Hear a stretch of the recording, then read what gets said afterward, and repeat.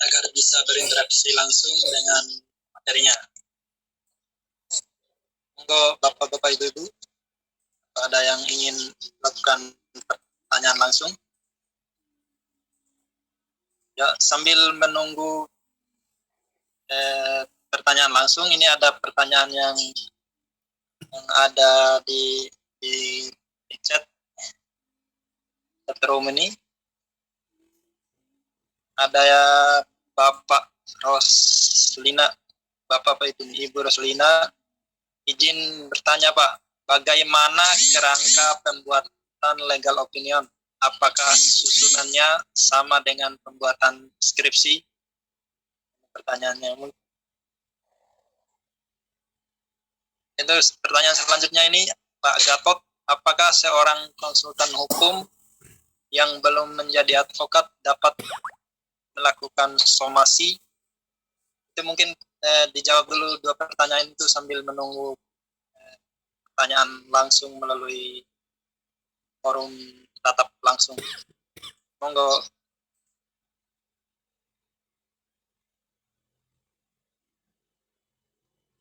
Monggo Pak Pemateri bisa jawab dulu.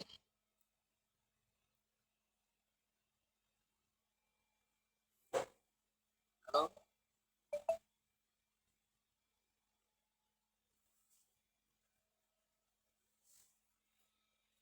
Halo. Karena ada kesalahan soal jaringan.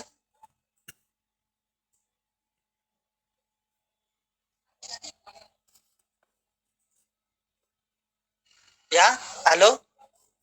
Moderator mendengar suara saya? Pak Moderator? Mendengar. Ya, pertanyaan yang kedua tadi apa?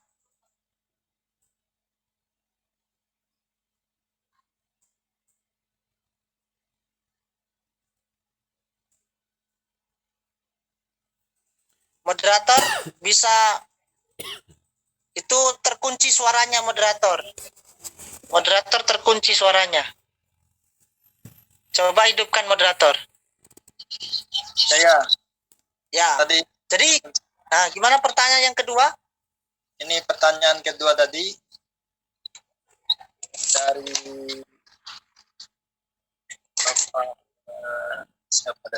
Bapak Gatot.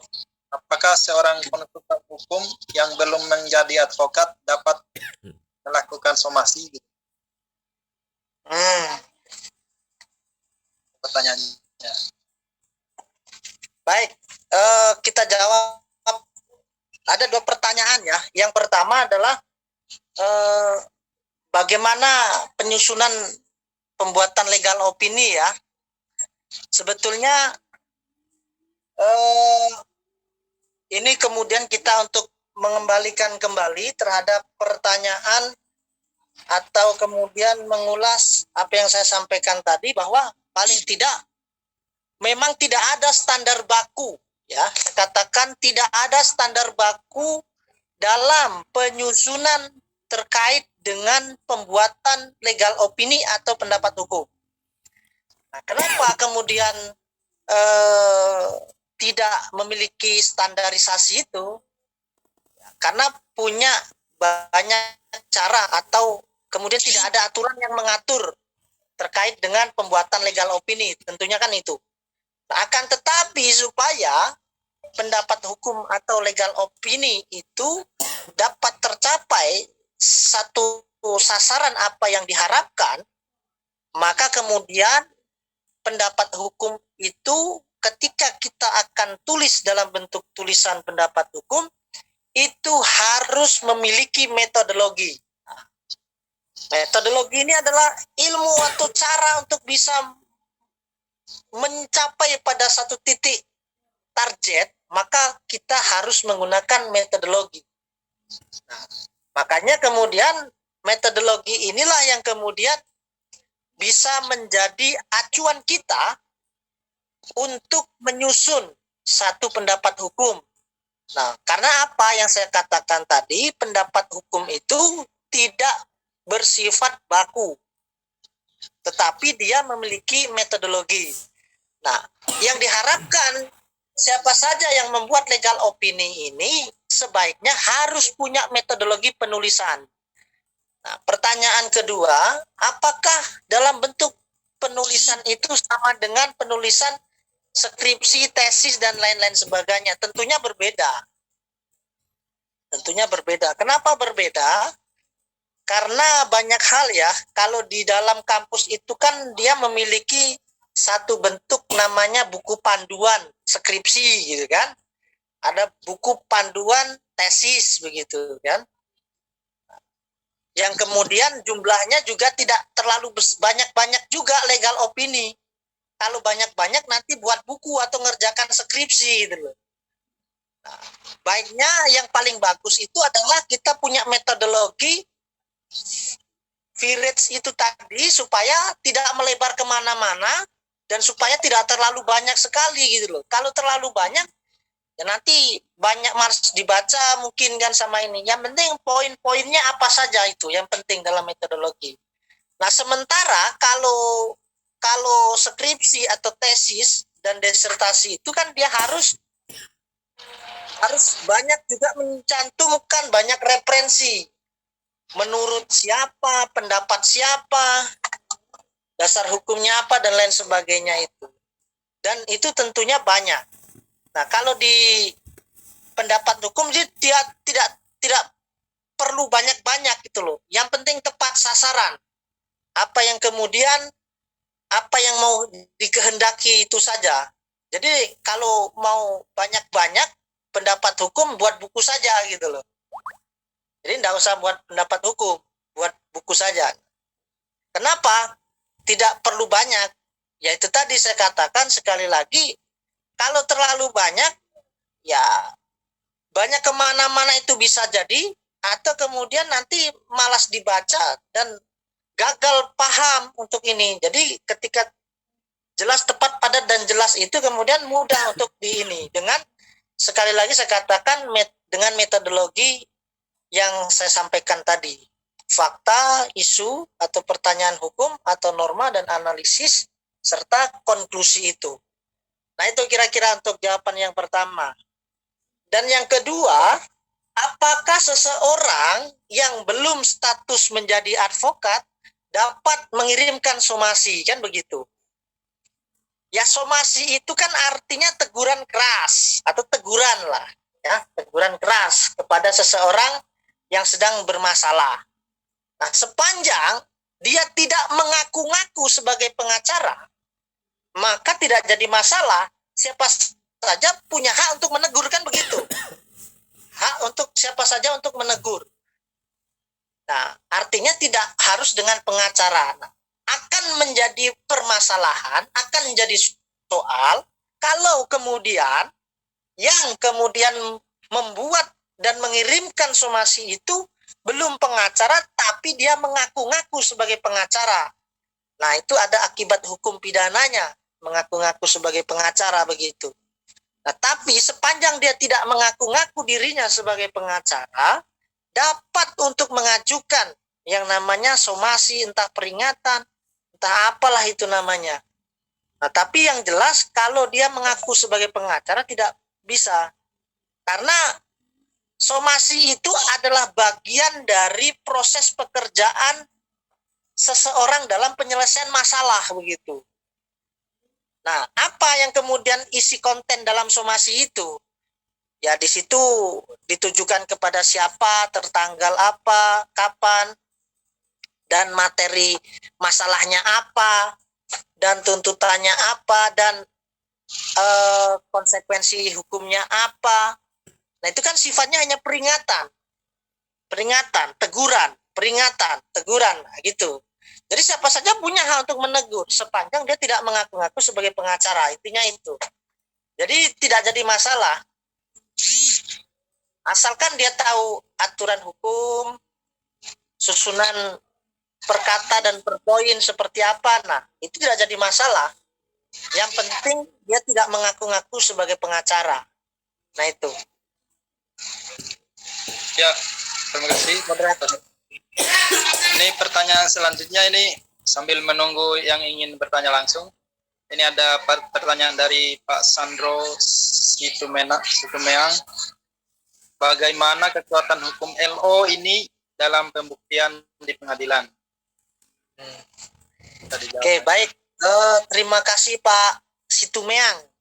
Saya panggil yang paling muda Pak Situmeang saja kan. Salam hormat dan salam kenal orang tua saya. Pertanyaannya cukup bagus sekali menurut saya, bahwa apakah bagaimana pembuktian LO, bagaimana kekuatan hukum LO di dalam pembuktian, kan begitu. Sebetulnya legal opini ini hanya sebatas pendapat hukum saja, yang kemudian pendapat hukum itu maaf, ada ini. Ya, jadi yang hanya untuk merumuskan satu masalah hukum, kemudian untuk mempermudah kita memahami bagaimana permasalahan hukum dalam masalah tersebut gitu. Nah, kalau kemudian LO ini diarahkan atau dijadikan sebagai pembuktian apa? Nah, saya kira ya bisa saja jadi alat bukti, cuman kualitasnya seperti apa? Untuk menunjukkan apa? Karena dia hanya pendapat saja. Artinya dia jika tidak bisa dikatakan sebagai saksi LO itu. Jadi LO ini hanya sebatas tulisan lah, kira-kira begitu. Tulisan hukum yang hanya memberikan satu gambaran masalah hukum, menyampaikan informasi dan sampai dengan konklusinya seperti apa.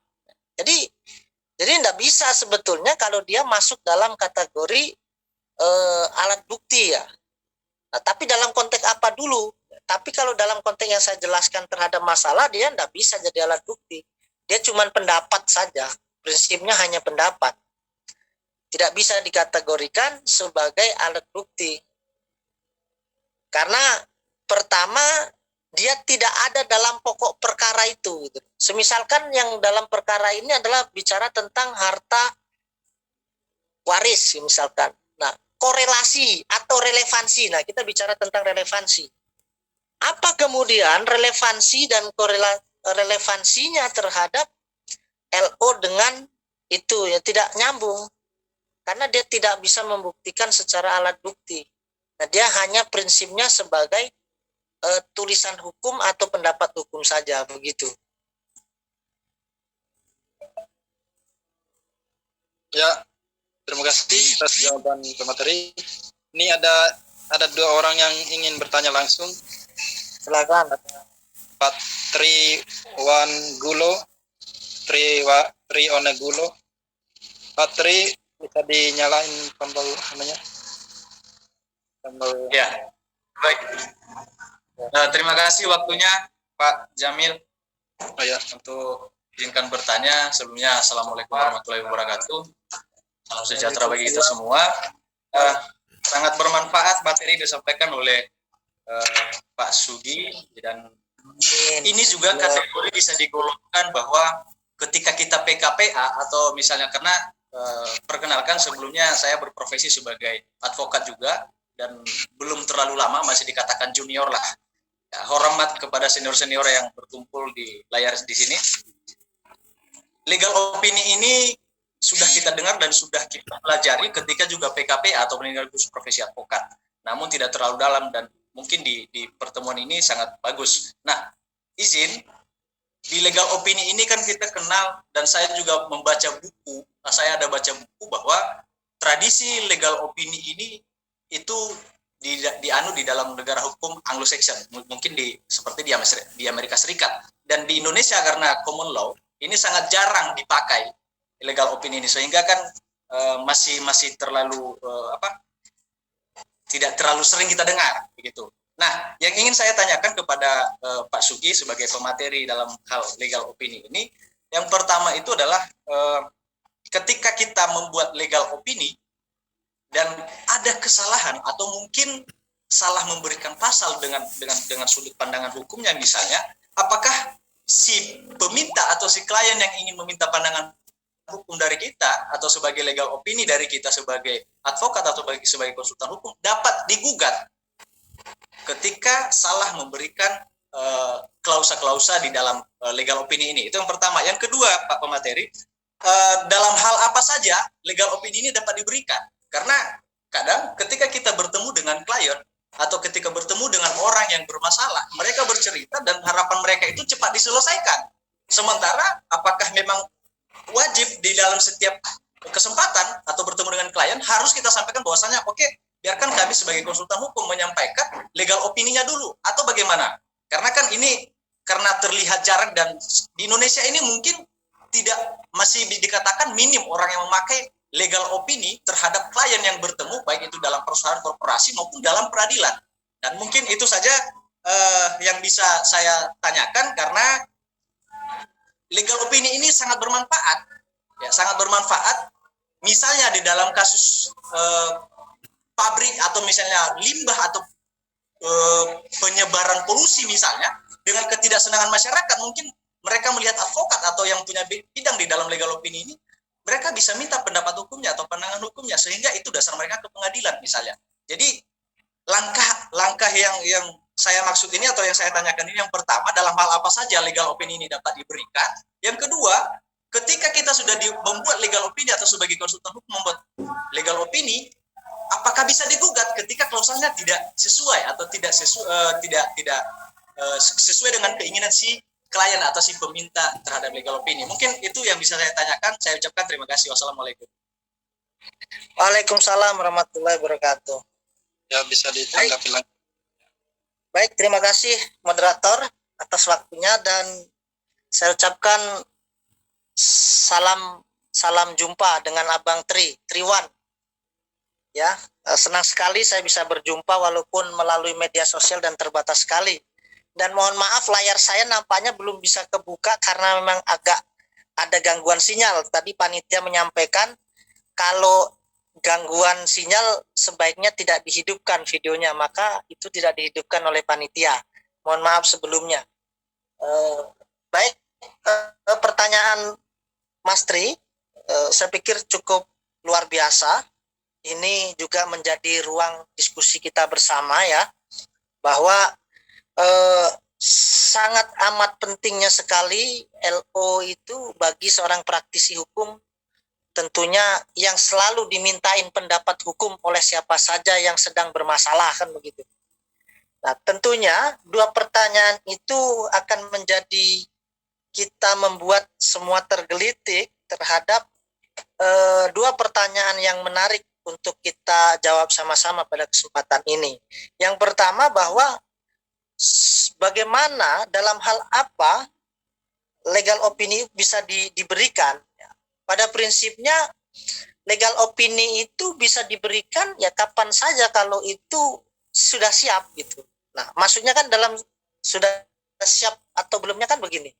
Pertama, seseorang yang sedang ada masalah itu datang ke kantor advokat atau kepada orang ahli hukum misalkan. Nah, poin yang paling jelas kita sampaikan itu adalah pendapat hukum secara lisan. Nah, bukan begitu kira-kira, lisan. Lalu singkat cerita, legal opini secara lisan itu kayaknya menarik nih bagi orang yang punya masalah, kan begitu kira-kira ceritanya. Lalu kemudian ditindaklanjuti. Bagaimana Pak kalau saya minta dibuatkan legal opini, ya, begitu kira-kira. Boleh Pak, wani piro kan begitu kira-kira. Atau memang ya sukarela kan juga begitu. Kan banyak itu. Ada bisa ya di Undang-Undang Bantuan Hukum sudah jelas kan posisi pengacara punya kewajiban. Salah satunya kenapa menjadi officium nobile, karena salah satunya adalah memberikan bantuan hukum secara cuma-cuma. Artinya juga sah itu secara hukum memberikan gratis. Nah, intinya entah percakapan apa kemudian, entah wani piro, entah dengan makasih mas 2M tadi itu, maka terjadilah di situ kesepakatan apakah buka kuasa ataukah tidak, kan begitu.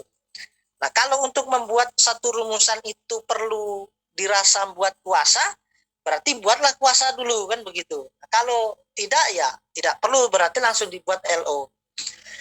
Nah, dalam konteks pembuatan LO ini tentunya kita kan harus ada namanya prakondisi atau tahapan.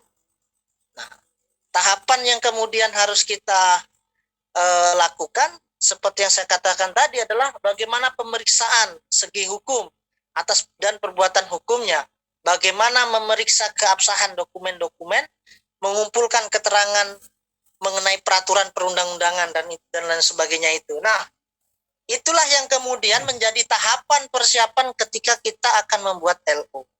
Nah, ketika nanti LO itu sudah jadi, maka kemudian kita berikan. Nah, tentunya soal kapan waktunya itu tergantung kesepakatan kedua belah pihak pada intinya. Kalau misalkan biasanya 1 minggu, Pak, minta waktu 1 minggu saya selesaikan LO secara tertulisnya. Tapi paling tidak garis besarnya secara lisan begini. Begitulah kira-kira soal kapan LO itu bisa diberikan. Nah, tetapi memang jalan terus ke pertanyaan kedua, bagaimana ketika kita salah memberikan pendapat hukum? Bagaimana kalau kita salah memberikan pendapat hukum secara tertulis? Makanya bagi kesempatan ini mungkin ada yang bukan sarjana hukum atau mungkin pengusaha atau yang lain tidak punya background hukum. Makanya kita sampaikan ke masyarakat bahwa hati-hati kalau kita sembarang bertanya bisa sesat di jalan kan begitu. Jadi harus memilih bertanya kepada orang yang kita anggap memang betul-betul paham secara masalah aspek hukumnya, sehingga memang betul-betul pendapat hukum yang diberikan kepada seseorang yang sedang bermasalah itu dipastikan dapat memberikan satu pencerahan atau penyelesaian masalah hukum itu sendiri. Nah, terhadap permasalahan terjadinya kesalahan hukum, apakah dapat dituntut secara hukum baik pidana maupun perdata? Ya, sebetulnya ya kita lihat lagi bahwa yang salahnya seperti apa kan gitu, harus kita lihat lagi gitu loh. Yang salah seperti apa yang dimaksud. Kalau pengacara bilang ya menurut saya strateginya memang begini gitu loh. Kalau kamu sudah kuasa dengan saya, kamu harus ikuti permainan saya begitu. Nah, kan biasanya mengelak begitu pengacara. Tidak ada yang salah, menurut kami ini strateginya memang begini kan begitu. Nah, makanya kita harus kemudian mendalami lagi bahwa konteks kesalahan itu terletak pada mana. Apakah kesalahan itu terletak perbedaan pendapat antara pendapat keyakinan logika klien dengan pengacara, atau memang betul-betul salah begitu. Nah, karena pengacara tidak dapat dituntut secara pidana maupun perdata ketika menjalankan sesuai dengan profesi hukumnya. Nah, artinya di situ pengacara punya hak imunitas untuk tidak dapat dilakukan dituntut secara hukum baik pidana maupun perdata. Nah, artinya bahwa pengacara tersebut ketika dia meyakini terhadap strategi atau pendapat hukum yang menurut dia benar, maka itu tidak dapat dikatakan satu kesalahan oleh klien tersebut gitu. Kalau terjadi perbedaan pendapat hukum dan strategi hukum, itu soal lain gitu. Nah, tapi kemudian tidak bisa serta-merta itu menjadi persoalan hukum yang harus disengketakan di pengadilan begitu. Karena pengacara itu punya hak imunitas hukum. Kecuali semisalkan hal-hal lain, semisalkan terjadi penyogokan atau apa. Nah, itu kan di luar konteks rule of law atau di luar konteks hukum atau pelanggaran hukum gitu loh.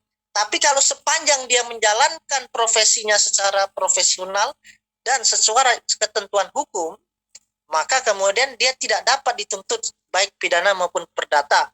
Karena pada prinsipnya dia punya hak imunitas pengacara itu. Jadi hak imunitas itu hak kekebalan hukum, bukan berarti kebal hukum. Jadi kekebalan hukum itu dia punya kekebalan hukum, kebal dalam hukum ketika memang dia menjalankan sesuai dengan profesionalnya. Akan tetapi dia tidak akan bisa menjadi orang yang kebal hukum kalau menjalankan profesinya tidak dengan ketentuan hukum. Maka dia tidak menjadi punya kekebalan hukum. Jadi bukan kebal hukum, tapi memiliki kekebalan hukum. Nah, barangkali itu dua pertanyaan dari abang saya Tri, hormat dan salam kenal. Mudah-mudahan bermanfaat dan memuaskan ya. Kalau tidak bisa memuaskan, memang saya bukan alat pemuas gitu. Kira-kira Mas Tri. Mohon maaf sebelumnya. Saya kembalikan ke moderator. Oh ya, terima kasih atas jawaban yang luar biasa dari pemateri dan antusias peserta juga luar biasa. Tadi di room chat banyak sekali yang bertanya dan juga ada beberapa yang tanya langsung tadi. Ya, karena mengingat waktu juga sudah sebenarnya itu sudah lebih dari jam yang telah kita tentukan. Karena pembahasan tentang legal opinion itu sangat-sangat kompleks. Sebenarnya bagusnya bertemu langsung biar bisa langsung praktekkan satu-satu mana yang salah dari legal opinion yang dibuat oleh peserta itu, biar langsung dikoreksi langsung sama pembicaranya. Itu pertanyaan yang bagus. Tapi mengingat ini karena via virtual, ya nggak apa-apa lah. Yang penting terima kasih kepada seluruh peserta webinar dalam pelatihan tentang legal opini. Tentunya saya terima kasih dan merasa terhormat sekali dari Beranda Hukum. Sukses selalu, dan kepada seluruh peserta kami ucapkan juga terima kasih. Pada intinya bahwa legal opini itu adalah ilmu yang sangat penting bagi praktisi hukum khususnya, dan keilmuan legal opini itu akan sangat berguna dan bermanfaat sekali di dalam kehidupan masyarakat kita sehari-hari. Sehingga kemudian bersyukurlah bagi kita semua yang hari ini hadir bersama-sama untuk belajar tentang bagaimana menyusun dan membuat satu legal opini dengan cara dan metodologi yang baik dan benar.